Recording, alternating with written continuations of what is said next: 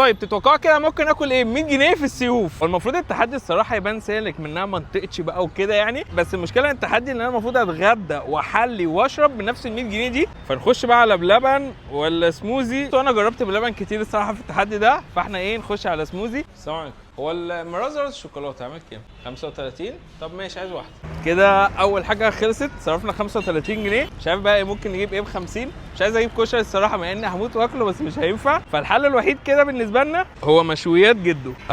وكده تاني حاجه استلمناها. صرفنا لحد دلوقتي 85 جنيه، متبقي معانا 15 جنيه بحالهم للمشروب. فهو مكان واحد بس اللي بلجأ له في المواقف الصعبه دي، وهو عصير المصري. وكده يا جدعان كل حاجه استلمناها الحمد لله. يلا بينا بقى ايه ندور على مكان رايق نجربها فيه. يعني نبدا اول حاجه بقى. بص انا هبدا اول حاجه الصراحه بالقصب بالبرتقال. الله. بص هو ملي بيبقى برتقال بس بيبقى مسكر كده. ده كده سندوتش شيش رانش تمام. يعني ده اجمل حاجه جدو عملها في الحياه عموما. الله. يا لهوي يا لهوي.